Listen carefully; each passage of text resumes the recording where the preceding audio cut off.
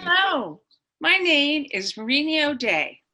Welcome to the second part of our Daily Wisdom Words interview with Catherine Mellon.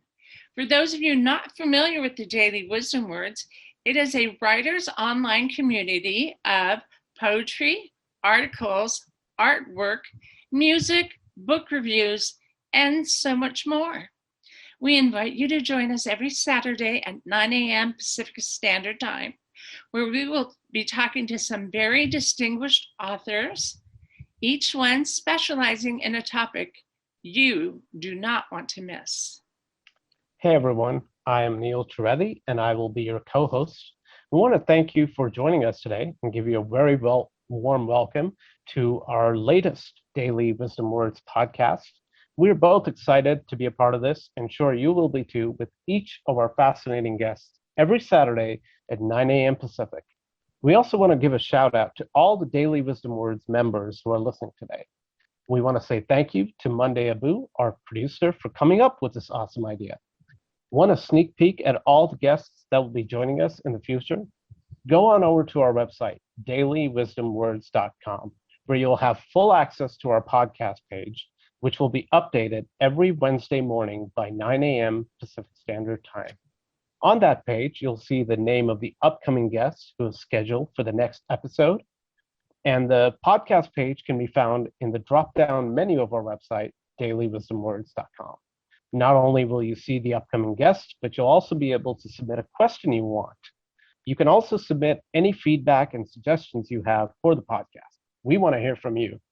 When submitting a question, be sure to enter your email address. And remember, if we choose your question to be asked on the next podcast, you'll be getting a surprise gift from us. We will announce your name and what gift you'll be getting on that very episode. For today's episode, it is an honor to once again have author of poetry collection Survivor's Mind,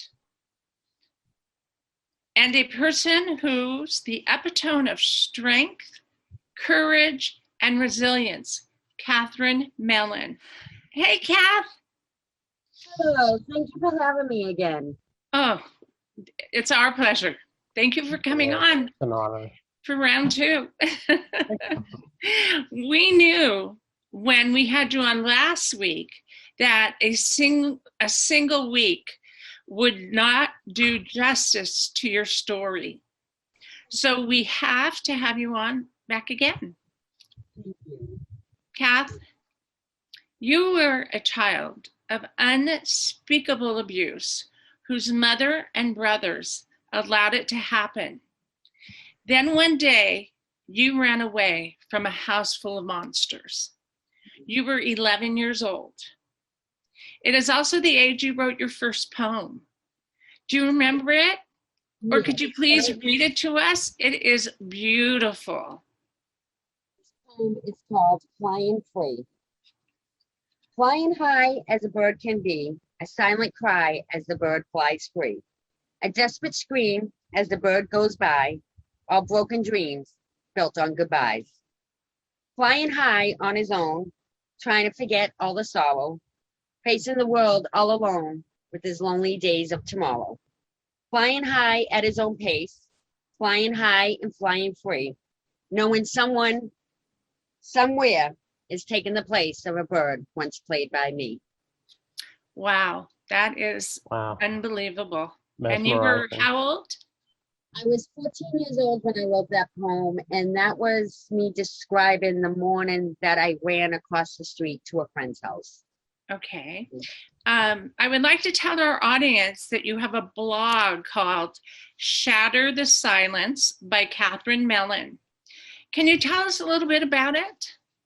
Yes, I started that blog in 2018 after the detective from the Lowell Police Department had called me to inform me that they did find the well dug out hole in the cellar of my childhood home 37 years later.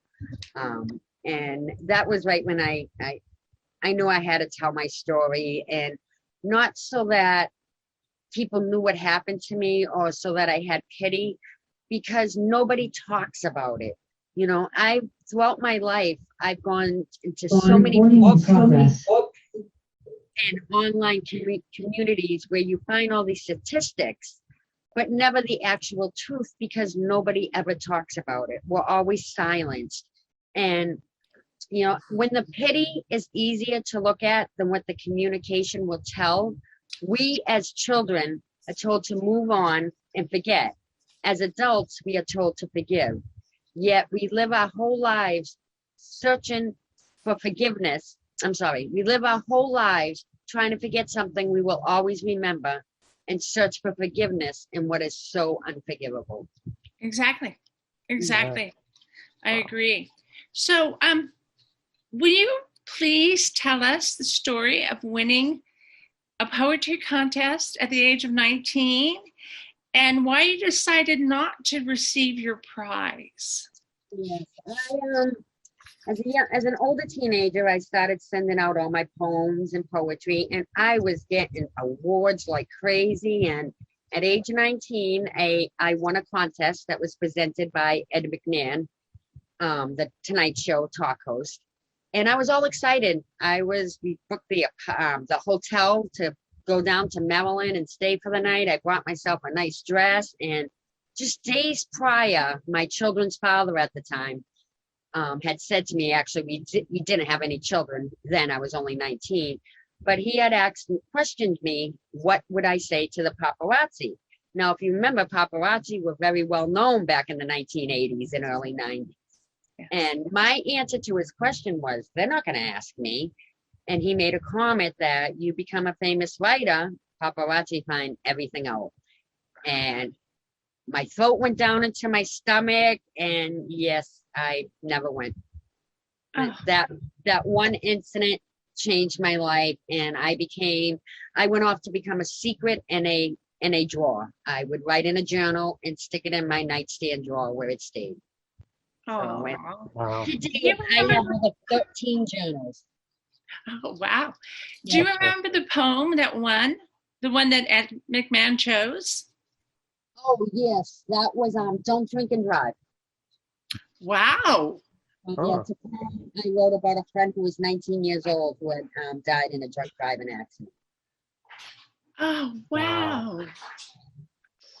That's amazing. And that poem will be coming out in my next poetry book, which will be out next year. I can't wait. Yeah. That should be a delight for everybody to read. I actually just edited it all last night to make it all ready and complete. It's all set. Yeah. Yay. And I just sent out the first part of my memoir. Right in my memoir, because there's so much, I actually took the first few years of my childhood and put it in the first book. That way, readers would have the option on whether or not they wanted to read such graphic, in-depth graphic details of childhood sexual abuse. And that is something that I did write in my memoir. I actually sat down and wrote my life in 3-month intervals starting from age 5. And I just went on, and I do not leave anything out at all. From every attack, assault, you name it, it is all in there. And it was very traumatizing to edit or even to write. And I'm working with a great publisher right now who's been very, very sincere throughout this whole thing. So any idea of any preview of when our listeners and viewers will get to read the first part? When will it come out approximately? I'm hoping to have that out by fall. Starting this past a couple of weekends ago was actually the 40th anniversary of when I ran from my home. So within the next year, between August of this year and June of next year, when the unsolved murders happened in my hometown. So as I emailed the publisher, it's a must. I must get the first half out by this fall and have the second half out by next spring. That we can bring the awareness back into the city of Lowell, Massachusetts. Catherine, what is the first half of the book called? A Childhood Tragedy Under a Mother's Watch. Okay. And the second part is called The Life Given to Me.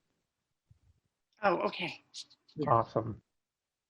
So, well, this is not the schedule, but I'm going to transition because you mentioned the anniversary coming up of running away from home. And I believe you were raised on Fletcher Street. Is that correct? So Pleasant Street was one of the homes I lived at. The other one one was of, Pleasant Street. and one of the fascinating things that we touched on last week, but the listeners might appreciate a little bit more details on, because it's so like not fascinating. Fascinating would be disturbing would be the right word. You mentioned your abuser dug a hole into the cellar wall, and there were pictures and videos of you in the nude and having horrible things. I mean, stuff that I'm even having a hard time saying. So describe a few more details on that hole. I mean, what was the deal with that? On Fletcher Street is where I first met my abuser. My birth mother had brought him home, and the abuse started instantly. I do remember I was 5 years old, and the reason why I was able to figure out my ages is my baby sister was born when I was 6.5. So that made me realize I was actually 5 and not 6 when my abuse started.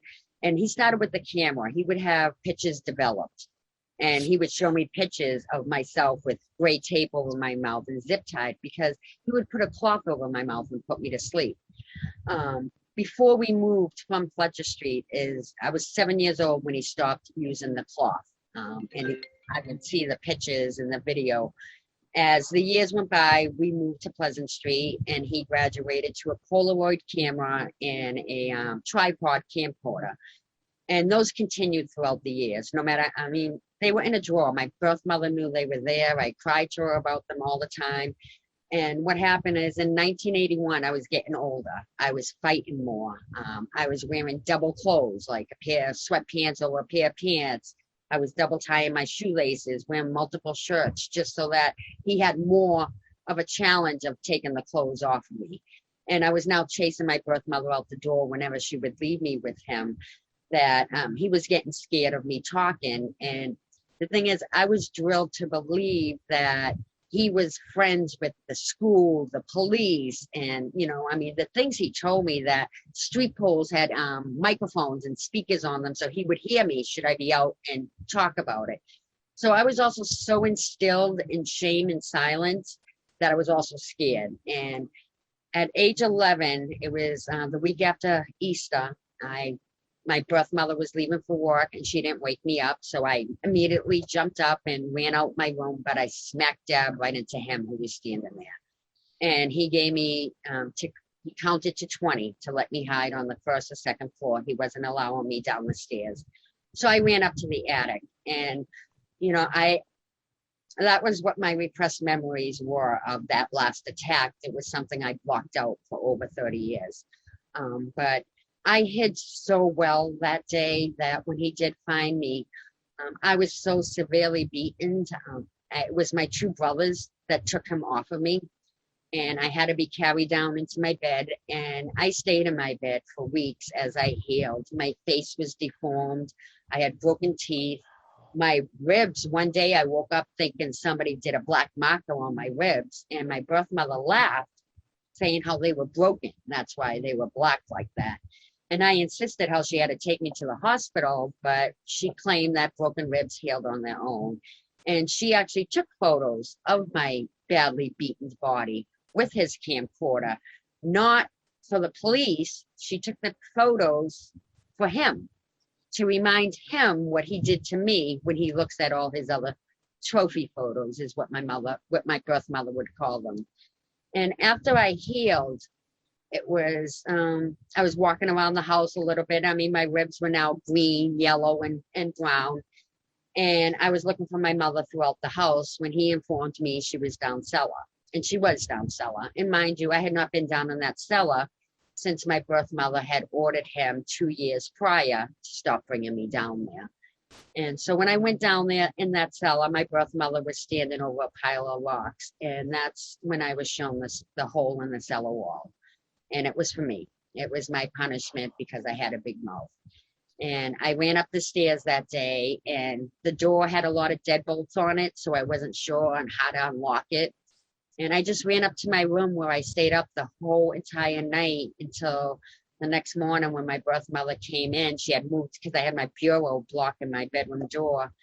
And she came in to let me know that I would be home again with him for the day. And I said, no, no, no. He had been in the night before. He had given me some sex toys, telling me that we had a lot to catch up on. So that's why I had dragged my bureau and I ran. And when I ran to my friend's house, I must have blacked out about that cellar wall because I forgot about it for over 30 years. And it was my repressed memories that reminded me about it.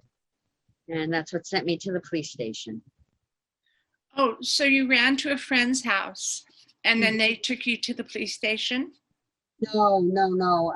She did call the cops. The detectives pulled up at her house, but I was still on the theory that my abuser was friends with the detectives, so I would not go out to talk to them. And instead, the woman called my birth mother at her job. And it was that phone call is why I'm still here today, because later that day when my birth mother got me, her first question was, what did I say to my friend's mother? And rather than saying I didn't say anything, I had told my birth mother, I told her everything. Thank God. Yes. Thank God. Yeah. Wow. And you know, my life got very difficult and tough without a doubt. I mean, I had no family. There was a lot of tears throughout my teenage years, but I always reminded myself that I fought to not be abused anymore. It was a fight that made me lose out on my family, but it was a fight that made my abuser never touch me again. And so it was worth the fight. You know, Absolutely. It definitely was. Yeah. Absolutely. Yeah. So he hid the photos and videos in the wall? Yes, those are all buried into the wall. My birth mother had told me that when I was 12 years old, and I was returned to work for a few months. And what happened is she got me a babysitting job, and I ended up telling the babysitter about my childhood, who then confronted my birth mother, and I was thrown out of my birth mother's house that night as a 12-year-old. So, yeah, you know, like I said, it's Your been a friends long that took road, you in?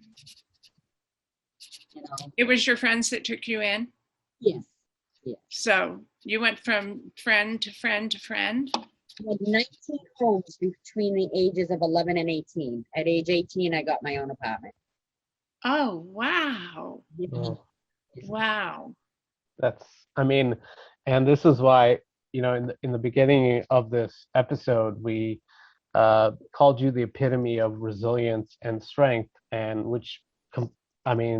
no better proof than the outcome of all this and where you are today. However, unfortunately, as you've said before, 3 girls weren't as lucky. You've talked about that before, right? They went missing that summer and went missing in 1992, I believe, right? And you are convinced that her remains are still there. So can you tell us what makes you think that? Well, at the end of August, go back to June. My birth mother had abandoned me at her cousin's house. Throughout the whole summer, after failed phone calls from her cousin, this cousin had brought me back to my birth mother's because school was about to start. And I was really actually happy to go back home. I assumed my abuser was no longer there. And as soon as I ran up to the front steps, I saw him in there. So I would not go inside the house. At one point, I was only in front of the Pleasant Street home for a few minutes that day. But at one point, he saw me and charged after me. And my birth mother threw me into her car and went and abandoned me at another friend's house. But that same week, right across town from where I was abandoned, a young 13-year-old Janice Philemon went missing. And one thing my abuser always said, because he let me know that I was alive because he was keeping me alive. And he had no intentions of letting me live past my 12th birthday. And one thing he always said that he would keep were my arms. He had a sick mind. He was a very demented, sick man, but he was always in love with my arms. He would rub my arms like crazy and tell me how he would keep my arms. And this girl, Janice Philemon, sorry, I'm trying not to break up, but she was found almost 10 months later in April of 1982, and her limbs are missing to this day. So shortly after she was found, my birth mother moved out of the Pleasant Street home within weeks.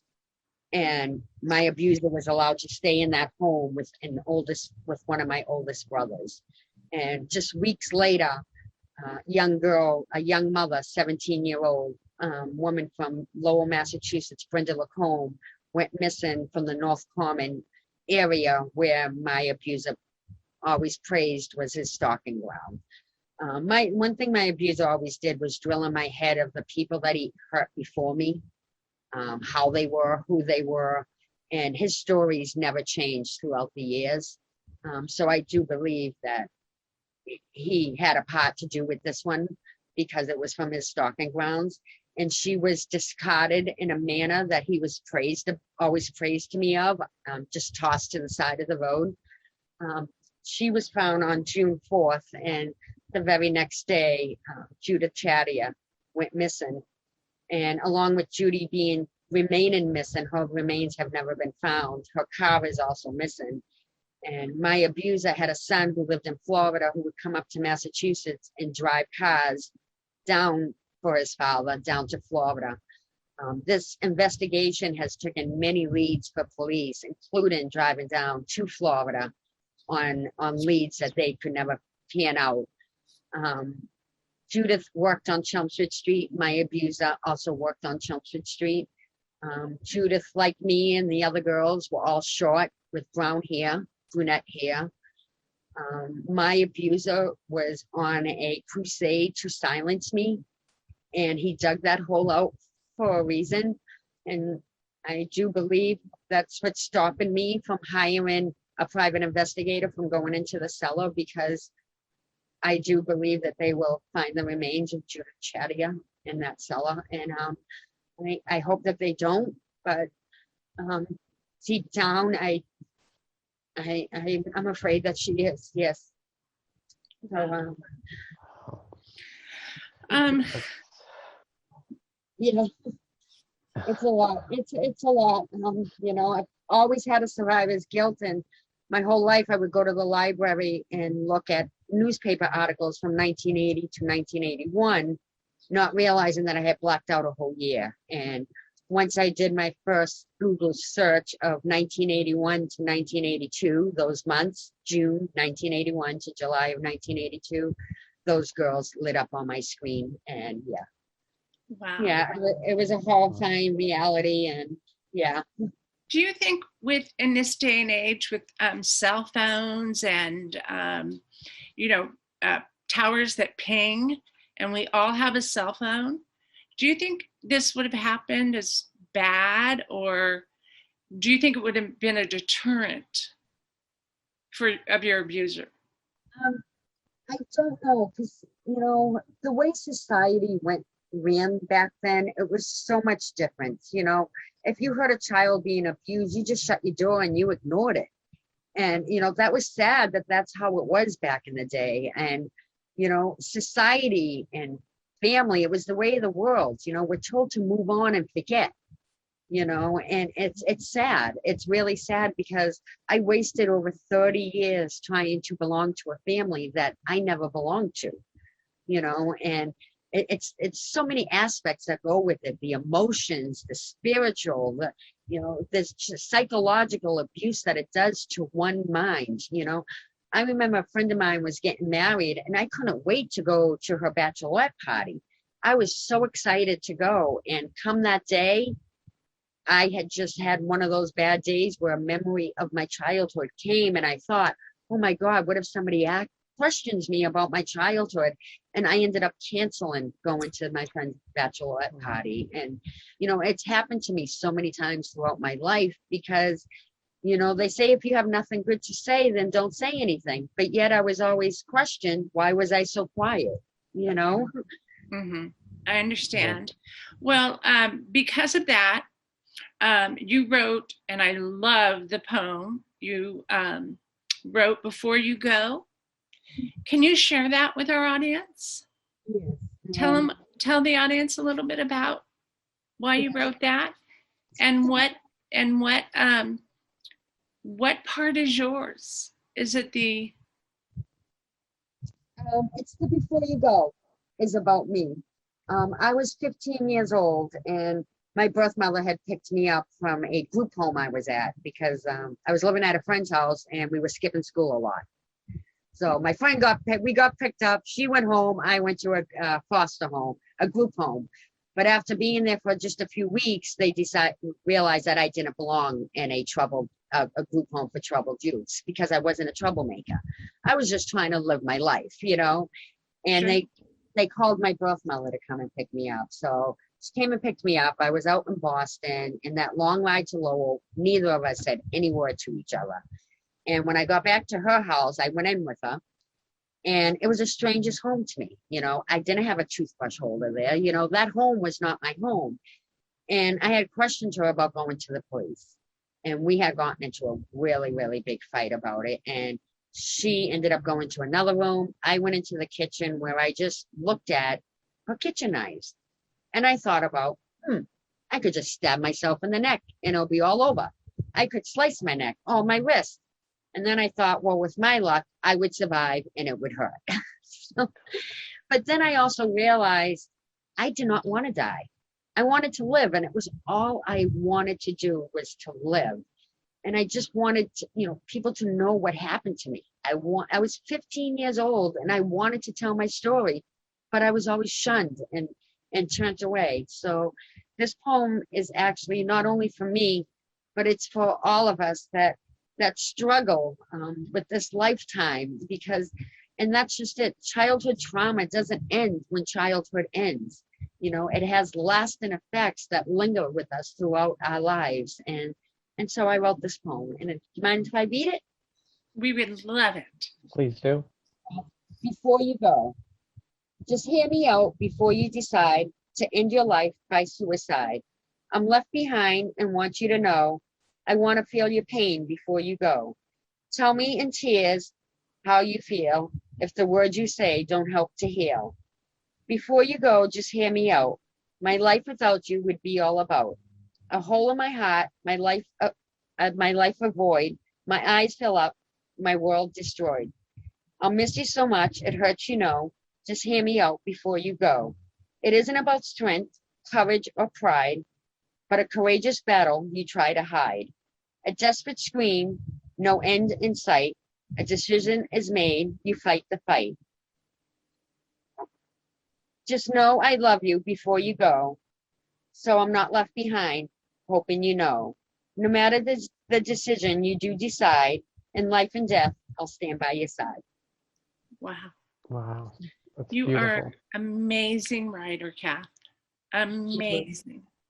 Thank you. And that poem is an excellent reminder to everyone that, there are times when everyone has to go through a struggle over one thing or another.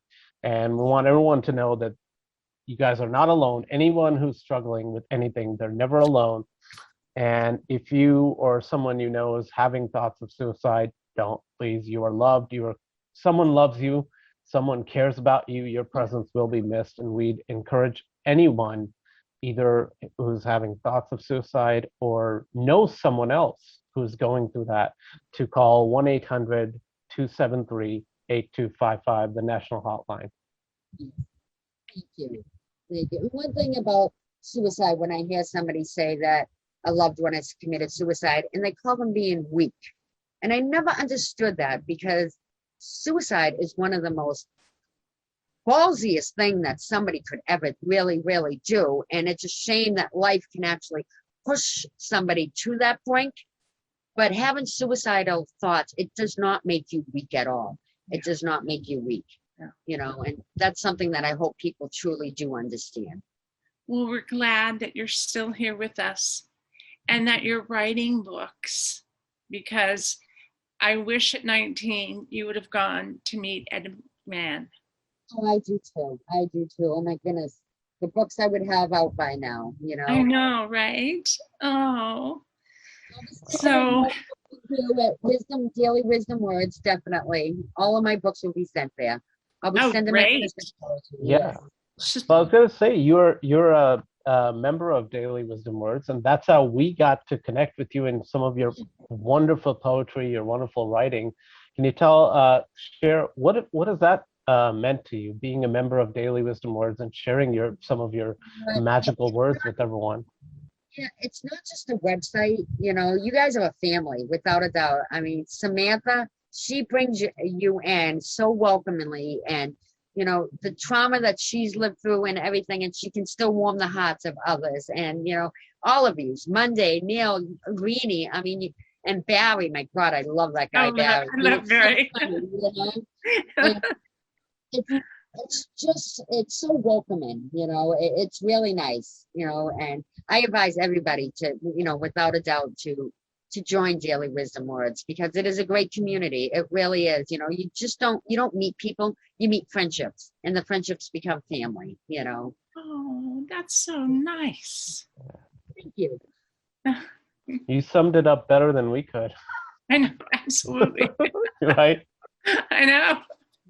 Well, I joined, and I love poetry, and I write a little bit, nothing like Kathy.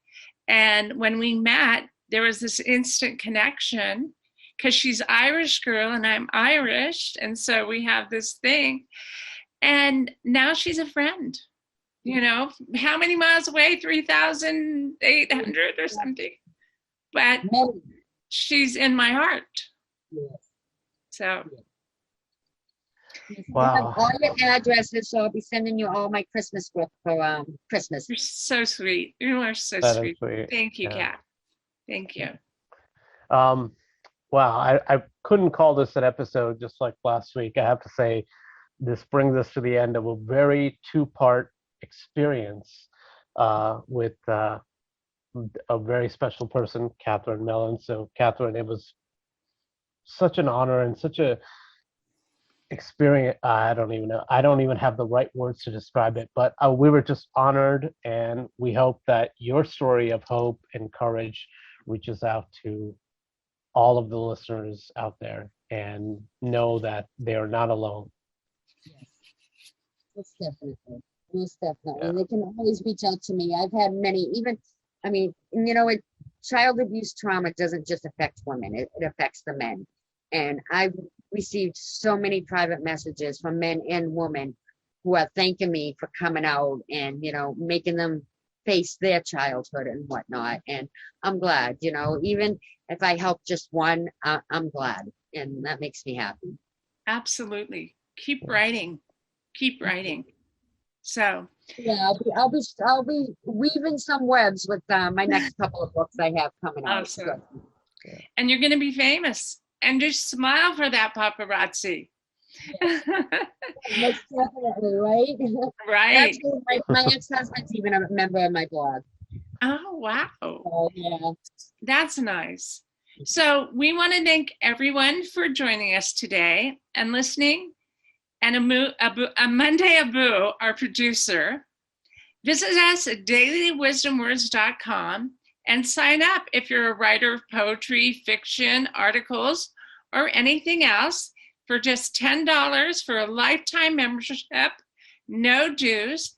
Take part in our article writing prompts, our Wisdom Word blog, build your own social media profile, and make sure to use our mini Facebook app to send and receive your requests and responses to meet other writers just like you. And just once again, Kath, can you remind people of your blog? Yes, it is called Shatter the Silence / A Life Given to Me. It's with Mighty Networks. And you can find everything from a briefing of my memoir to some inspiration, some poetry, the journey along the way, the aspects that one feels growing up as a statistic in a world full of abused children. And we want to remind everybody that if it has happened to you or you know of someone, to please call 1-800-273-8255 or 1-800-656-4673. Yeah. And remember, next week, we're going to have author and inspirational speaker, Bobby Coons. So don't forget to submit a question for Bobby by Wednesday of this week. And in order to do that, go to dailywisdomwords.com, click on the drop-down menu, and click on our podcast. You can also leave a question when you see Kathy's episode on YouTube if you want to comment on that episode when it airs, and also leave a question for Bobby in the YouTube comment section. Once again, that's dailywisdomwords.com. Make sure to follow us on Twitter, Instagram, and Facebook, and all the links are listed below. It's been such a pleasure, Kathy. Such a pleasure. Thank you. I hate to say goodbye, but It's hard. we'll talk. Yes, we definitely will. Thank you so much. You're welcome. Yeah. Have a good day.